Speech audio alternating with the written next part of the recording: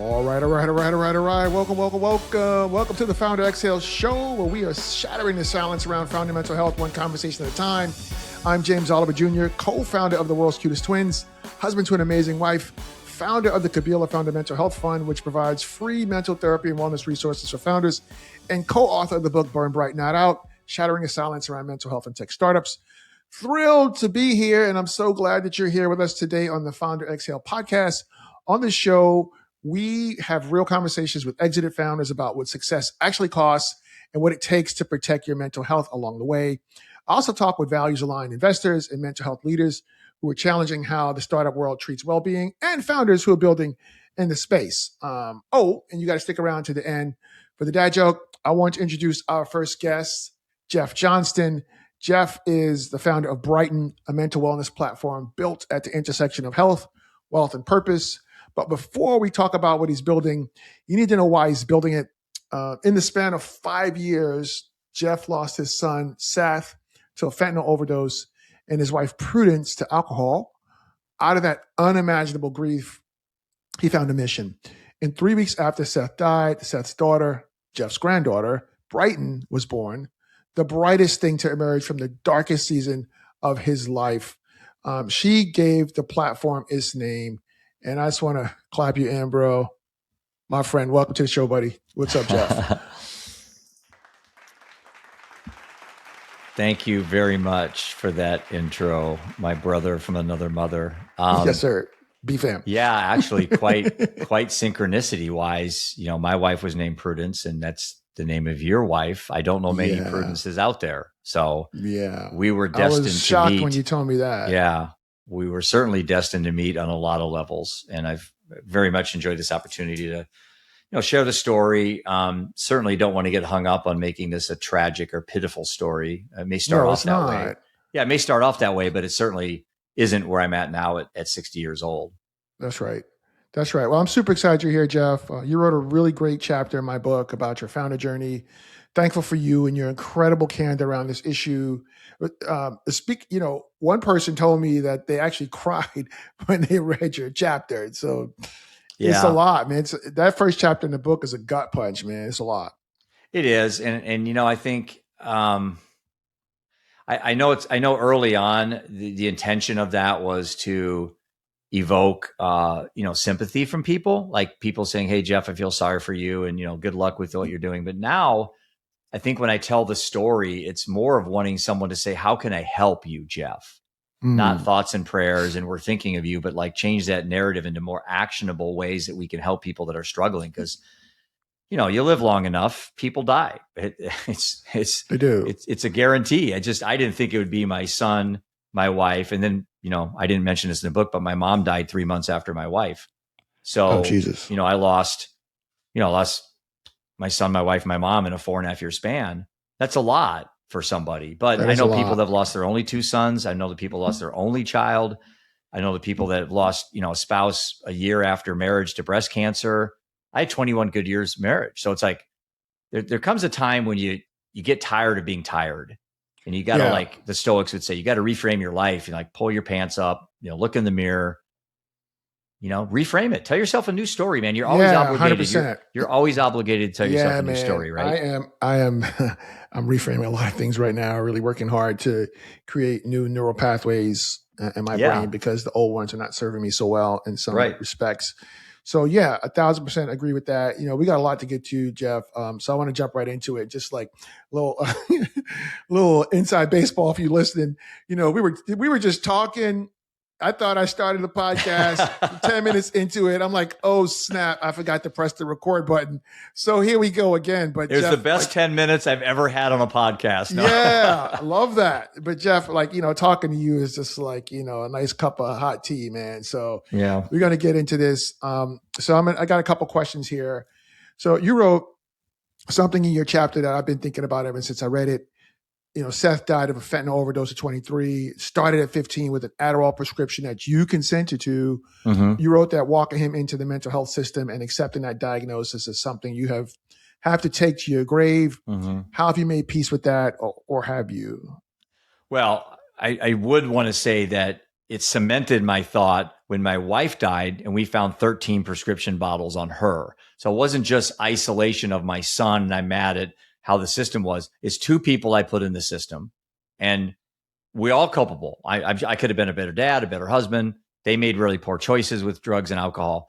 We're all culpable. But the reality is that how in the world could, especially my wife, ever sit and deal with our son's death when she's taking 13 prescription pills and an alcoholic at the same time? So she never had a chance. But anyway, Seth's situation started so harmless and so innocently. Is we were going to parent-teacher conferences back in like 5th and 6th grade. And, teachers were saying, hey, Seth's disruptive. He's the class clown. He's not paying attention. His grades aren't doing good, blah, blah, blah. And I'm like, so why does that make him like odd? It's like, that was the I was. I never made honor roll in high school or college. I had lots of energy pent up. Played 4 sports. It's like, I couldn't sit still. I still have a hard time sitting still. I'm 60. So I don't understood. I guess the thing I missed was I don't know why I believed everything they said as being true. I had a right to say, no, that's a poor assessment of my son. He's got these energies that need to be expelled somewhere. And the teacher said, well, you need to go to the doctor and have him looked at. Where in the hell that idea came from, I have no idea. Mm-hmm. So I did. I was busy making money. I had a TV show. I had a radio show. I was running a wealth management firm. I had 10 employees. Big house, traveled the world, fast sports car. And this was like a distraction to my successful career path I was on. In hindsight now, very painful for me to say that, because it should have been my number one thing in my life was my son, but it wasn't. And took him to the doctor very naively in a couple meetings, walked out with this stamp on his forehead: attention deficit disorder. And now that we've named it, we can tame it. By the way, Jeff, we can sell you the antidote. It's called Adderall. That's what I did. Gave him Adderall. And within 8 years, here's the trajectory. Went from Adderall, alcohol, smoking, vaping, marijuana, cocaine, drunk driving, breaking and entering, drunk driving again, nights in the jail, and then prison. All within 8 years. And I live in Leave It to Beaver, Iowa, dude. I mean, everybody you see looks like me and my family. It's just, I was the only one I knew that anyone had anybody sitting in prison, let alone most kids are going off to big colleges and getting married and playing all these big time sports, and my son's sitting in jail. And I took that as a reflection of my poor parenting. And I made this about Jeff James. And dude, I have to take that to my grave. This was never about me. This was never about Jeff. This was about Seth. And that I missed. And that's what I'm trying to talk to people now about. Not necessarily my story as to get people to feel sorry for me, but my story to get people to see the lessons in there that I learned. And one was I made Seth's addiction struggle about me. Huge mistake. So how would you do that over if you had a chance? Well, first of all, I would have stopped drinking. So I was an alcoholic for 36 years. Whole time Seth was struggling, I was drinking alcohol heavily. First thing I would have done is supported him by showing him I can quit. Hey, son, I love you. I'll put down the bottle if you put down the bottle. I didn't do that. He was going through all of his problems. My wife and I would just drink. And so that's the first thing I would do. And I would have been much better at not trying to be, Bobby Knight with him. And for the younger kids that don't know who Bobby Knight is, just go Google him.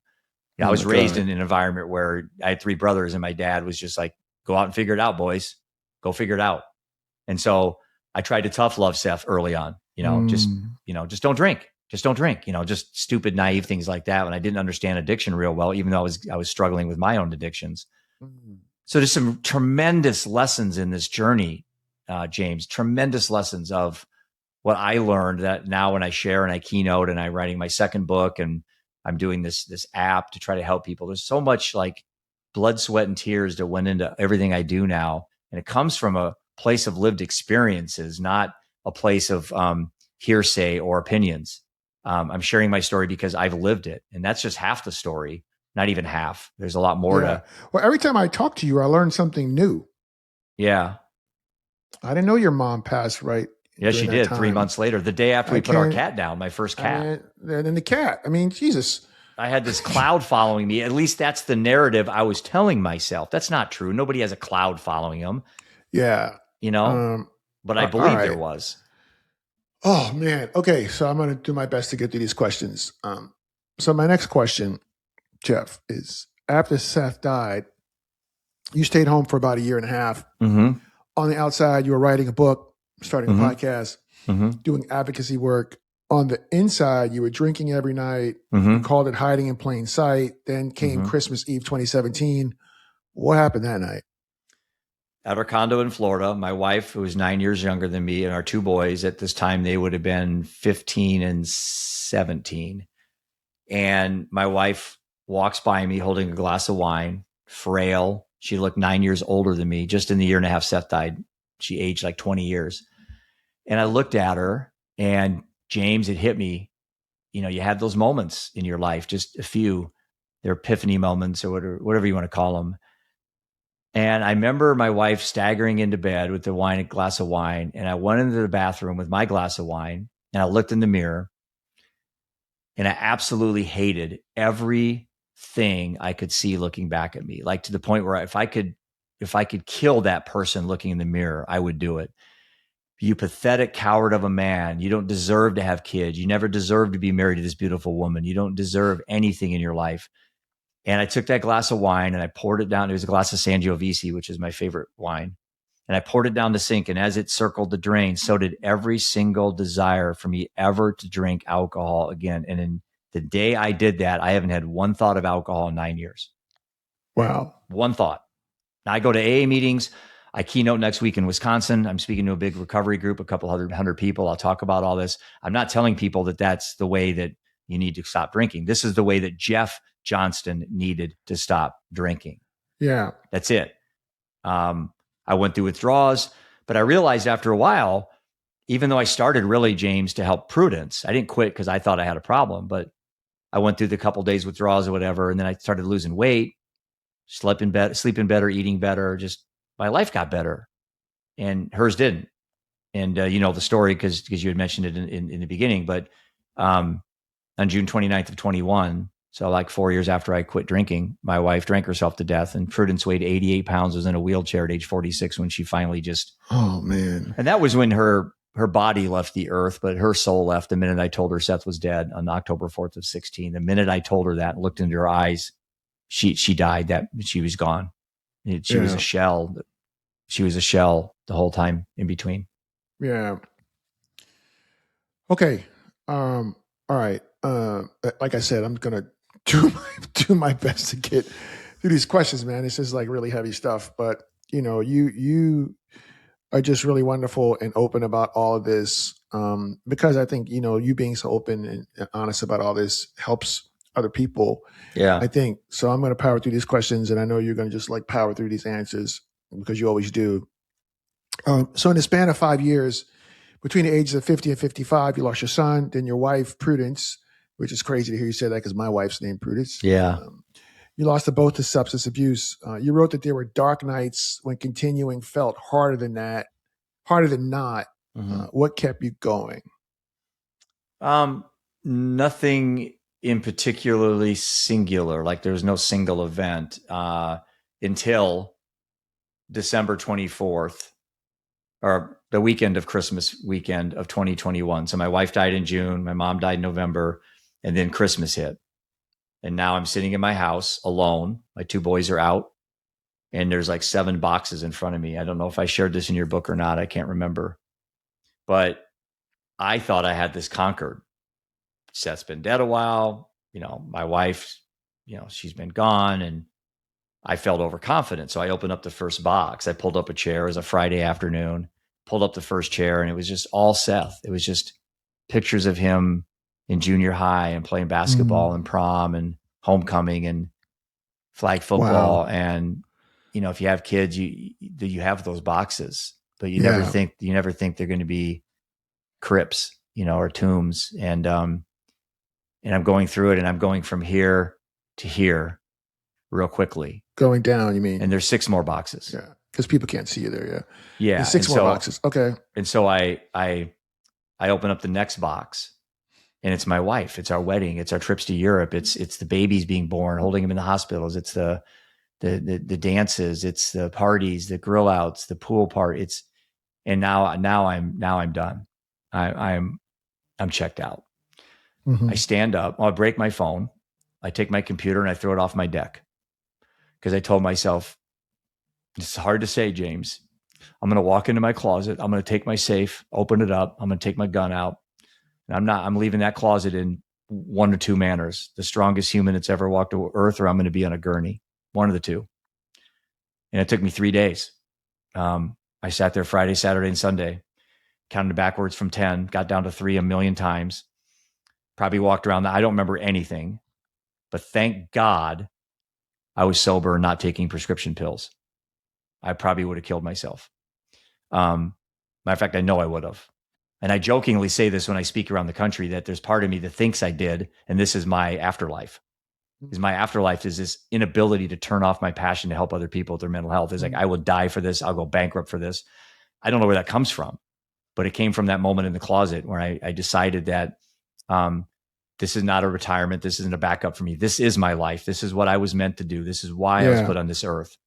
But it took me a long time to get there. But that moment in the closet, when I walked out, you can almost see it in your mind, like a shadow coming out with a gun in his hand, covered in sweat, shirt off, exhausted, like he had a fight with, Godzilla. And I came out and I felt that moment, I'm unstoppable the rest of my life. I'm not going to get beat. I'm not going to beat myself. I'll tell you that. I may get beat by something else, but I'm not going to beat myself, because I was beating myself by ruminating negative thoughts constantly all day long. You're battling those mental demons. So I won temporarily that fight in the closet. And that moment in my life in the closet is the greatest accomplishment in my life, more than creating children, more than getting married, more than being a son. It is surviving those 3 days of the absolute test of my inner soul and my inner strength, and everything I've been building to this for a long time, for that moment in the closet. Yeah. Wow. Oh man. Well, I'm so thankful that you came out of that closet on the other side of those demonic thoughts, man. And I think that all those experiences, clearly drive you to work on what you're working on. So I want to take a quick break here and come right back on the other side with a couple quick questions. Like, just stand by real quick. Okay. I'm going to run a quick ad and we're going to come right back. Okay. Perfect. When my first startup failed, my mental health also failed. That experience is why I created the Kabila Founder Mental Health Fund, which pays for therapy and connects founders to wellness resources. Because building a startup shouldn't cost you your well-being. Founders are silently struggling every day, and you can change that. Donations keep the fund running and the grants flowing. You can also support the mission by getting the book, Burn Bright, Not Out. 90% of the proceeds go right back to the fund. To be a donor or get the book, visit thefounderexhale.com/founder mental health. Be well, y'all. All right, man. And we're back. We're back. So I've got a couple follow-up questions for you here, Jeff, man. I knew this was going to be a really deep conversation, because your story is just remarkable, and your willingness to just honestly tell it, the unvarnished truth about it is, I think, wonderful. And I think that's, part of your gift to all of us to be able to learn from and be inspired by your experiences. So Seth passed away, as we talked about. 3 weeks after he passed, his daughter, Brighton, your granddaughter, was born. Wow. Tell me about Brighton and what she means to you, man. So we didn't know about her for about a year, maybe a year and a half. And I remember vividly the time that we got the call, and Johnston, who was Seth's best friend in high school, called my phone. So this had been a year or so after Seth died. And he goes, "Hey Jeff, how you doing?" I'm like, "What's up, Johnston?" He's like, "Are you sitting down?" And I'm like, "Dude, don't. I can't. Don't. Yeah, I've got so much death in my life. It's like, what died? My dog died now. It's like, right. Yeah. I was like, dude, don't ever start a conversation. Don't. He goes, "No. Not with you." I got great news. I'm like, well, start with that, bro. Like, knock it off. Yeah. Great news. You have a granddaughter. Seth has a kid. I'm like, huh? How did I not know that? He goes, well, I don't think he was really sure it was his, because in that culture of drugs and stuff, there's lots of hookups and breakups. And I think, so 3 weeks after Seth died, Brighton was born. That's her name.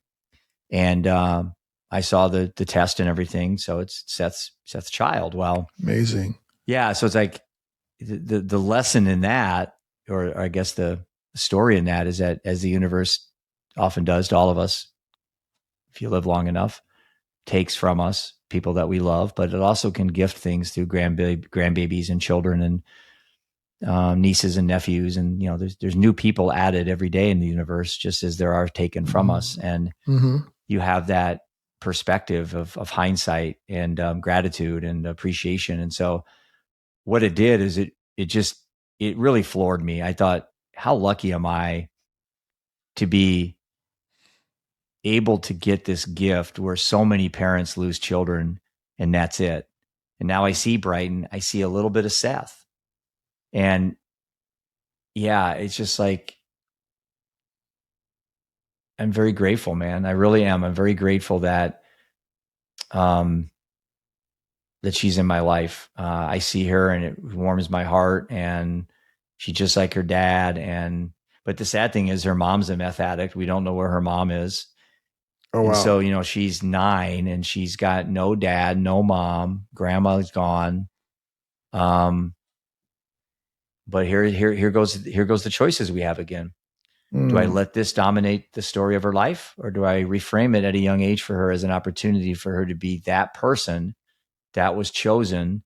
I don't mean this in a biblical sense, but she was chosen to use, like I'm using my story, to do good for humanity. But she doesn't understand all that at 9 years old. But I certainly don't want to sit there and start saying all these things around her and creating this lie in her mind that now this is a crutch for her to become an alcoholic or to become a drug addict and repeat the cycle. It's like, no. Yeah. You have custody of her?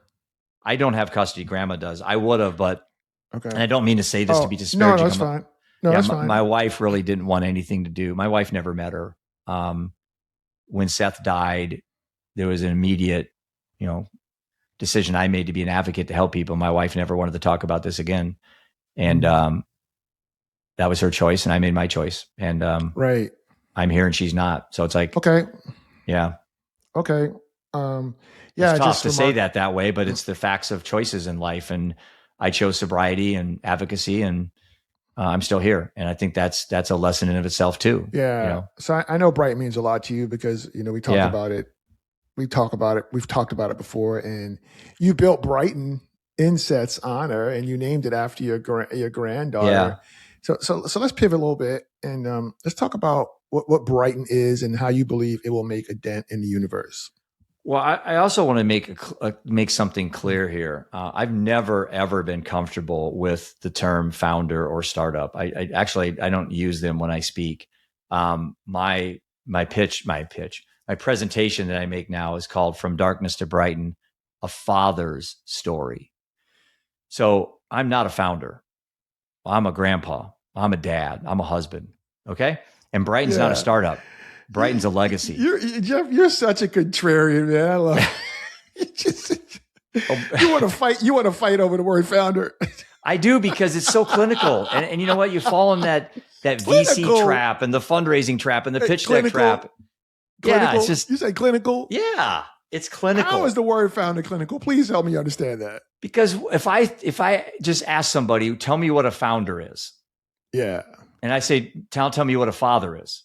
You're going to get two completely different answers. One is empathetic. Well, they're two different things. That's what I mean, but they're not for me.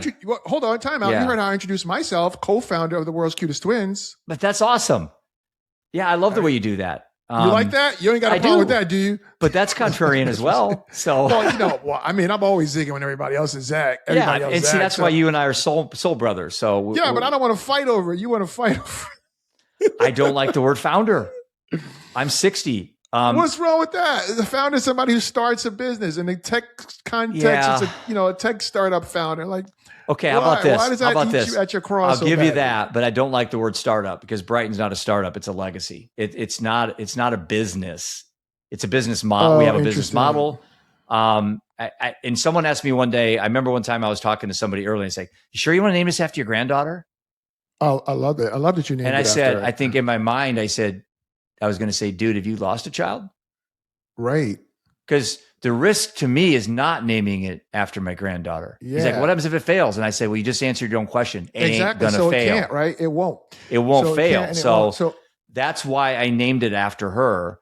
So I do not have a bridge to go back over on. I don't have a boat to go back. Legacy. Yeah. I get it when you explain it that way.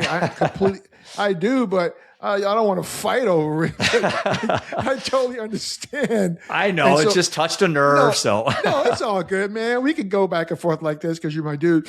So Brighton, Brighton is how she spells her name. Yeah. But the app is Brightn. Brighton. It's a real simple premise. Yeah. So I did financial advising for 36 years. And a financial advising would be, I'd meet you and Prudence. I would do a plan. I'd do a fact finder first, ask you a zillion questions, gather all your taxes, all your investment stuff. And you tell me, I want to retire this age. I need this much income. I'm this much risk. And I would say, James and Prudence, based on your plan, here's what we need to do to get you where you're at. And then when things happen like the tech bubble or a recession or a war in Iraq, this is how your plan can be resilient. So you're not panicking every time the market drops and selling. It's like to keep you consistent. Mm-hmm. That's the premise of a financial plan. And so I would have you recommend in stocks, bonds, and real estate, things like that. Well, mental health's not that way. Everything was episodic. Take your son to the doctor, get a bottle of Adderall, send your wife to rehab. I did twice. And everything's putting out fires. And I'm like, maybe the mental health industry needs the equivalent of a financial plan for your money, but we need a plan for your mental health. And so the idea was born that I was not going to be downstream. I'm not providing the clinical layer. I want to be upstream. I want to prevent people from falling in the river in the first place, as Desmond Tutu said so eloquently. And so the idea of Brighton is this. We want to improve human flourishing at the intersection of health, wealth, and purpose, using AI as an ally, not an enemy. And why health, wealth, and purpose? Well, those are our human asset classes. So in investing, you have stocks, bonds, and real estate.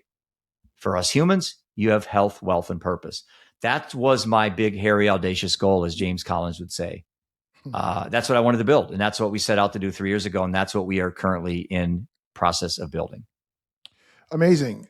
So you use the term upstream, and I use that term a lot now. So I drop a nickel on the floor every time I say it in your honor.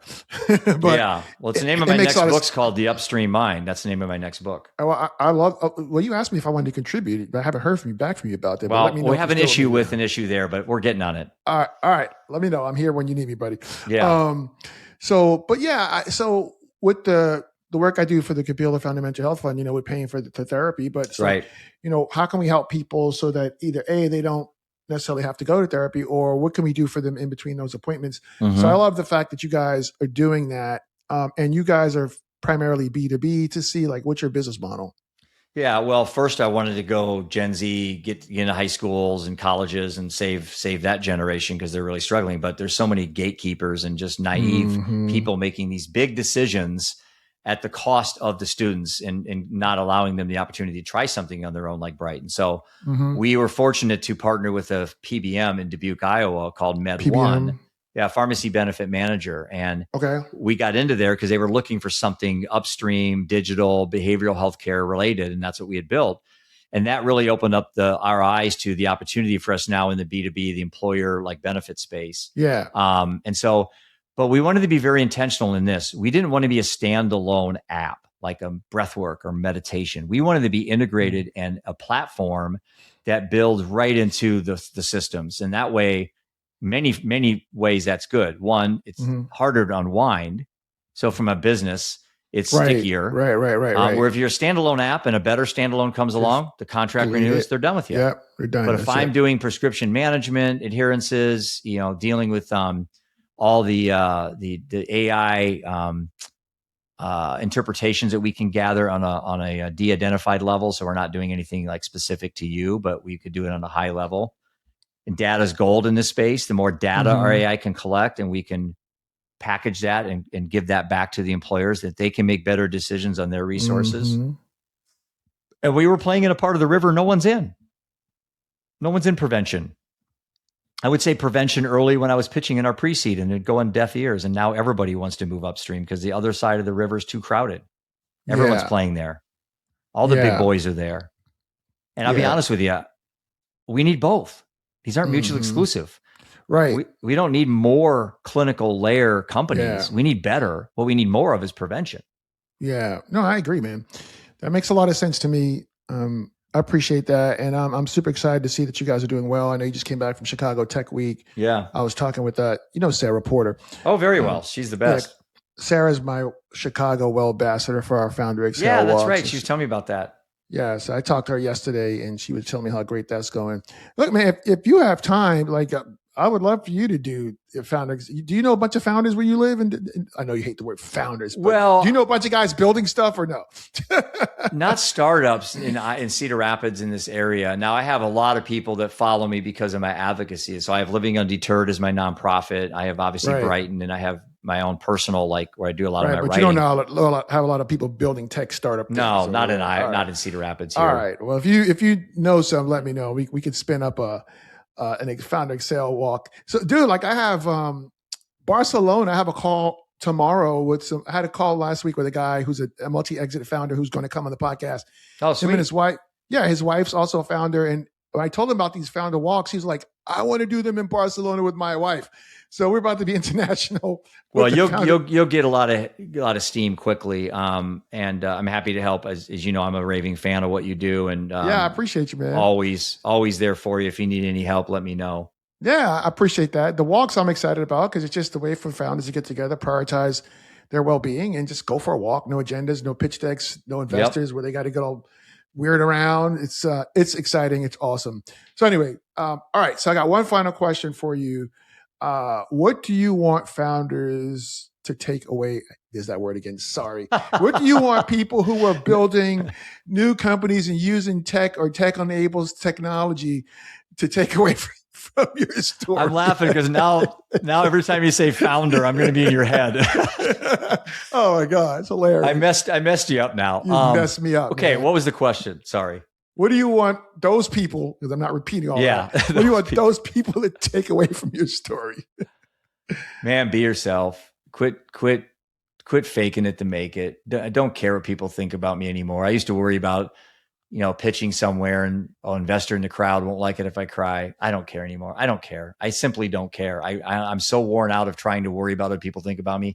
That's probably why we are doing some semblance of success on our end, and we are raising money, and people are betting on me, and they know I'm not going to let them down because I'm never going to quit. So I think that's the first part, is just be genuine, be yourself. And not everyone's going to be the right person on the bus. James Collins always said that you're the driver of your bus, and you've got this big, hairy, audacious goal that you're driving to. A lot of good to great references in this podcast. God. And he said, on your way to your BHAG, your big, hairy, audacious goal, you'll meet one of three people.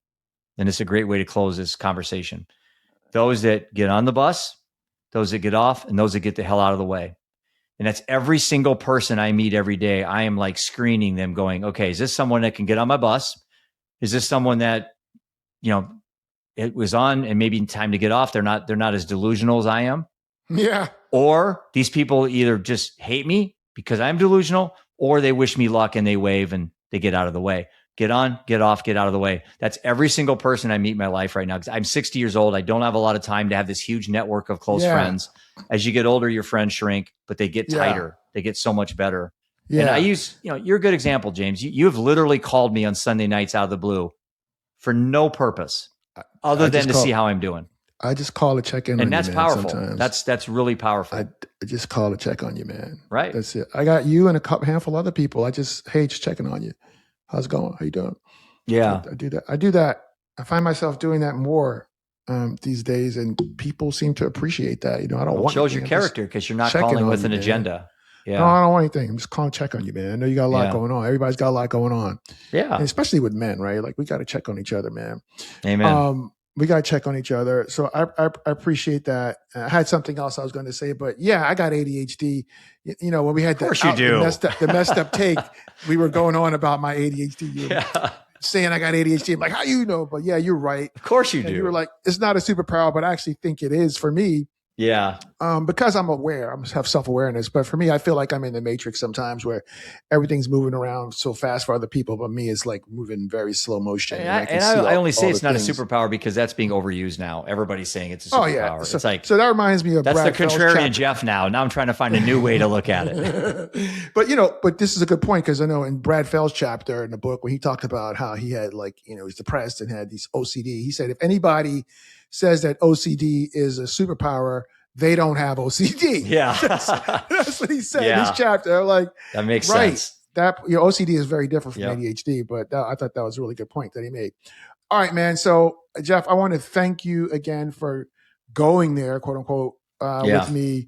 Now I'm going to do something that might feel like a hard left turn given everything we just talked about, but maybe not because we were just laughing and making jokes. But I think laughter is an important part of good mental health hygiene.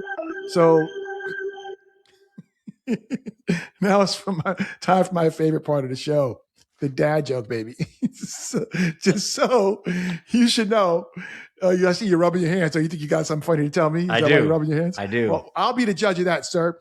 You should know that we judge these jokes, like I just said. And when I say we, I mean me. So you got to bring it. So you will either get a rim shot after this joke. Oh, no, that's not a rim shot. That's a drum roll. I'm a little slow sometimes. That's sorry about that. You're going to get this thingy right here. If it's any good, or you're going to get this thingy right here. I want the first one. Well, you got to tell me a good joke, bro. What is it? Let's see. Okay. So James, I'm reading a tremendous book about anti-gravity. Okay. It's impossible to put down. I like that one. I like that one, man. Hey, have you seen the conversation between Will Ferrell and Mark Wahlberg where they're each trying to do jokes to each other to see who laughs first? It's so great because they'll say a joke and the other one's like, and you can hear it, not a good one. Then the other guy will say a joke and he can't even get it out of his mouth and the other guy's already laughing. Hilarious. Did you get that from those guys? Yeah, Will Ferrell and Mark Wahlberg are great I love together. That. So can I tell you? I feel like I'm telling a joke on the back of the people's joke, but I got a good one I want to tell if I can tell it to you. Can I tell you a joke? Can I tell you a joke or not? Yeah, absolutely. All right, go. So what do you call two monkeys that share an Amazon account? Don't know. Primates. Oh man, that's a good one. Oh, you like it? That's a good one. Okay, I like you that like one. That? Yeah, okay, we get a little cheer. Can I get a little cheer for that? I like that one. You like that? All right, good. That's a good one. Yeah, and nothing. Have you seen the? Well, you didn't laugh. So normally for something funny, you laugh. You're like looking. I'm like, oh, maybe he hated it. I'm queuing no, up it was the good. sad trombone. It was good. Have you seen the TikToks like where they have dads and moms like my age read the slang that the kids use today? No. And the kids have to put water in their mouth. And then the dads will read these ridiculous things. They don't understand what it means. And the kids will all just blow out the water out of their mouth laughing.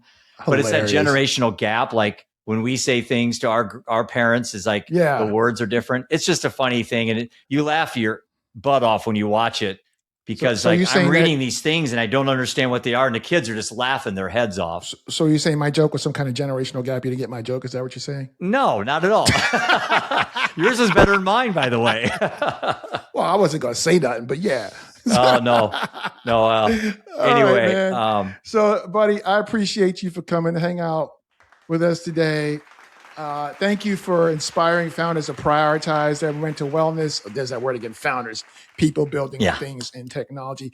And everybody else, too, because you're inspiring all of us, not just the founder side of the thing here, to prioritize their mental wellness. What's the best way for people to connect with you? LinkedIn, email, or something else? Yeah, I'm if you can't find me, you're not looking hard enough. I have 4 Facebooks. I have Living Undeterred Project, Living Undeterred Brighton and Jeff, and then I have Brighton and Jeff on LinkedIn. I'm on TikTok, Instagram. I'm not, my team is. So we post like a lot. That's not me posting, by the way. LinkedIn's the only place I actually post. Okay. So they can find your LinkedIn. So I'll put your LinkedIn profile in the show notes if that's okay with you. So I'll put that in the show notes. And your team's a beast, man. It's so funny. I got an email from somebody in your team asking if you want to come on the podcast. I called you. I'm like, yo, I said, you got people. Well, listen, do you want to compliment though, James? What's that? So Emma's an intern in Iowa. And I said, Emma, I want you to go through and look at some of the best podcasts that I could get on. and she found you. So what does that say about you? Bro, like we were only I've only published 2 episodes I know. so far. What does that say about you, though? I mean, she found you. That means we're one of the best podcasts about mental health in the business, baby. That's what that means. Damn straight. Yeah. Shout out to Emma. Emma's the homie. She's doing great. She's killing it. I think I've got 4 or 5 this week I'm going to be a guest on. So, oh, amazing, dude. You're unbelievable, man. You're my hero, bro. So let me roll this outro music. We're going to get out of here. And so, look, we know you like the show. How? Because you're still listening. So please subscribe, follow, and rate it. Please visit thefounderexhale.com and let me know what you thought about the show and my episode with Jeff. Leave a voicemail or via the contact form at the website. And make a donation to support the work we're doing at the Kabila Founder Mental Health Fund. We provided 90 mental therapy grants already for founders. Jeff hates that word, but for founders, capital boldface italicized underline Jeff. We pay for mental therapy grants for founders. Visit KabilaMentalHealth.com. Link to learn more and donate will be in the show notes. See you next time. Be well, y'all.